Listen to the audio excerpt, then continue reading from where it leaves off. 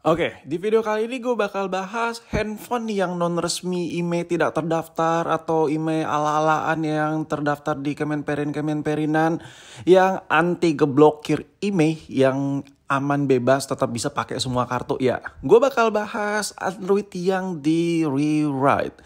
Mungkin gue ambil contoh dari si Pixel ini aja. Handphone yang lagi lu lihat tadi, waktu gue pencet on off harus dengan menu seperti itu. Itulah ciri khas si rewrite yang ada di Pixel ini. And then ya gue bakal bahas handphone Android yang rewrite yang IMEI-nya tidak terdaftar tapi bisa semua SIM. Kok nyantuy ya kan?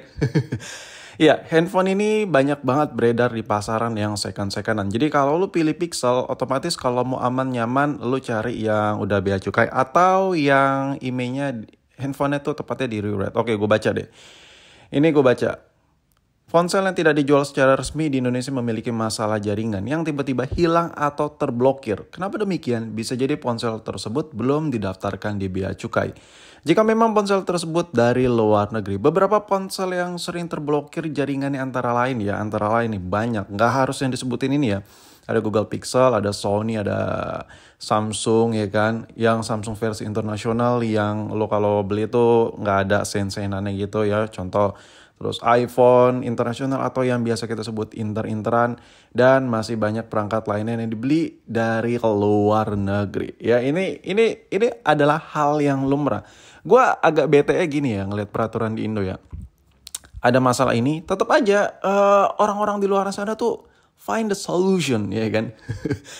Perangkat yang dibeli dari luar negeri didaftarkan IMEI perangkat tersebut ke bea cukai ya. Jadi barang yang beli tapi nggak didaftarin. Oke, gue bakal bahas secara spesifik kenapa handphone Android ini bisa aman-aman aja, nyantuy-nyantuy aja. Meskipun IMEI tak terdaftar tapi di rewrite jadi bisa pakai SIM card lagi. Intinya jadi bisa internetan. Dan gue bahas Pixel ini banyak banget. Kalau lo beli Pixel rata-rata di rewrite semua. Dan kenapa sih orang maksa banget buat beli Pixel? Ini gue spesifik ada 2 poin ya. Gue bahas si Pixel ya. Dan gue bahas si rewrite-nya secara tipis-tipis. Kenapa orang pilih Pixel ini yang maksa bela-belain ya harus di rewrite segala atau yang versi rewrite segala. Kalau udah di rewrite itu agak terbatas. M-Banking gak seluasnya. Aplikasi M-Banking gak semuanya selegowo lo handphone normal lo download app APK perbankingan. Di rewrite ini agak sedikit susah karena ada sistem routing-routingan yang ngebatasi, melimitasi APK tersebut. Jadi ya balik lagi ke pertanyaan gue, kenapa orang maksa banget beli Pixel meskipun dengan keadaan tersebut. Yang pertama adalah layar. Layar Pixel ini adalah salah satu layar yang menurut gue rasa flagshipnya berasa banget ya. Meskipun yang varian A-nya contoh kayak Pixel 3a ya. 4a itu yang varian ala-ala flagship ya. But kalau kita pegang handphone ini tetap aja layarnya itu berasa lebih berkualitas ketimbang handphone Android di harga yang sama dengan harga secondan ya. Contoh kayak Pixel ini harga sejutaan, kalau kita bandingkan dengan handphone yang harga sejutaan juga. Contohnya kayak si Itel ini ya harga sejutaan dikasih spek yang menurut sebagian orang tuh cukup oke. Dan dengan desain yang bagi sebagian orang ini desain yang looks-nya ala-ala mewah gitu. Kalau kita bandingkan, handphone Pixel ini lebih juara dari sisi feeling kita pakai. Jadi wajar, mungkin orangnya udah pernah pakai Pixel generasi sebelumnya, gen sebelumnya. Jadi mau upgrade ya ke Pixel lagi. Karena kalau dia melirik ke pabrikan handphone lain yang kalau dia contoh beli baru kayak Itel gini, semua komponennya tuh berasa kayak di downgrade ya. Layarnya nggak jernih, kualitas speakernya nggak padet, bassnya dipegang tuh terkesan handphone murah. Dan apakah pabrikan Itel salah? No, itu udah sesuai banget dengan pangsa pasar. HP baru dikasih desain ciamik kayak gini. Jadi marketnya itu emang ada. Kalau kita beli handphone baru, lu bakal dapat HP ala-ala kayak gini ya kan. Itu khusus budget sejutaan. Nah masalahnya di budget sejutaan itu kalau kita pilih Pixel itu banyak banget variannya. Lu mau Pixel yang seri lawas, 3 biasa, 3A, 3 yang varian XL buat yang pengen handphone gede-gede. Itu ada semua. Dan kenapa harus Pixel? Ya balik lagi.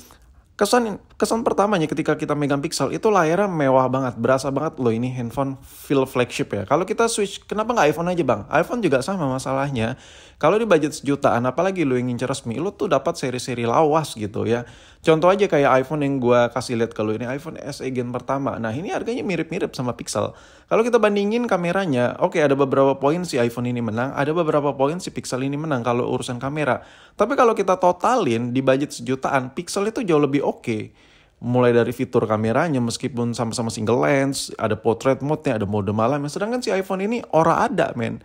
Jadi Pixel itu ora bisa dianggap sepele, ya kan? Anjay. Jadi dari sisi point to point-nya, value-nya maksud gue, ini emang Pixel ini marketnya ada gitu.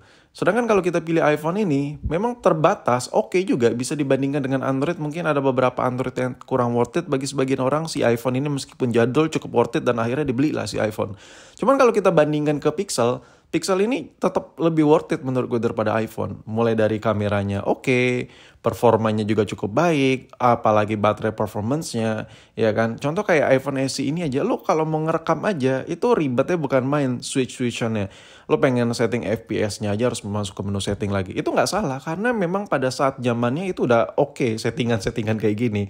Nah, permasalahannya, kalau lo beli iPhone itu terlalu old, terlalu lawas gitu, nggak simple. Kalau lo mau nyaingin dengan fitur yang mirip-mirip kayak si Pixel dan kualitas fotonya mirip kayak Pixel, lo harus ngerogoh kocek yang lebih dalam, contohnya kayak iPhone SE Gen kedua.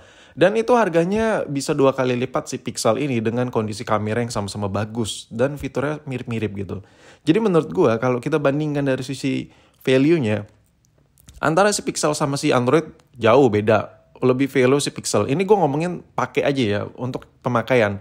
Tapi di luar itu Pixel itu mengalami sebanyak keribetan. Contohnya dengan yang non resmi ini. Jadi balik lagi antara handphone baru yang resmi dan handphone second yang feel flagship-flagshipan yang non resmi, itu marketnya emang ada tersendiri-sendiri. Jadinya kayak dibilang tuh ya meskipun handphone ini sedikit maksa ada di Indonesia dengan harus di rewrite bisa pakai SIM dan baru bisa internet, tapi handphone ini tetap layak gitu. Banyak gitu yang beli.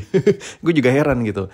Dan gue juga pernah pakai handphone ini di tahun 2023, Pixel 3a, Pixel 4a ya, dan Pixel yang 4 varian 5G-nya itu emang nyaman banget handphone-nya. NFC udah support, ribet kalau dibandingkan iPhone ya, dan gua operasi sistemnya lebih simpel karena gua udah terbiasa pakai iPhone juga. Jadi emang marketnya tuh ada gitu, dan kalau handphone-nya dipakai tuh emang berasa nyaman gitu dan berguna handphone-nya.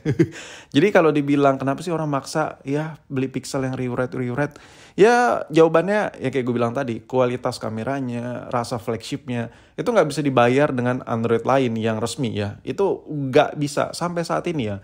Sampai saat ini masih belum tergantikan. Dan ngomongin soal rewrite ya, rewrite itu ada beberapa kelemahan. Pixel yang di rewrite itu nggak bisa reset jaringan. Kalau reset jaringan bakal harus di rewrite ulang, ribet ya. Dan biaya rewrite itu kalau seandainya lo pakai jasa itu jauh lebih murah, jauh lebih oke, jauh lebih realistis dibandingkan unlock email-emailan ya. I know ya semuanya itu nggak resmi dan ilegal, tapi inilah Indonesia, peraturannya masih belum ketat banget, masih belum diawasin banget. Ya gue senang sih sama peraturan-peraturan yang ada saat ini dengan emailnya harus benar-benar terdaftar, itu mensupport untuk perdagangan yang lebih bersih. Cuman seharusnya diperketat lagi dengan celah-celah seperti ini.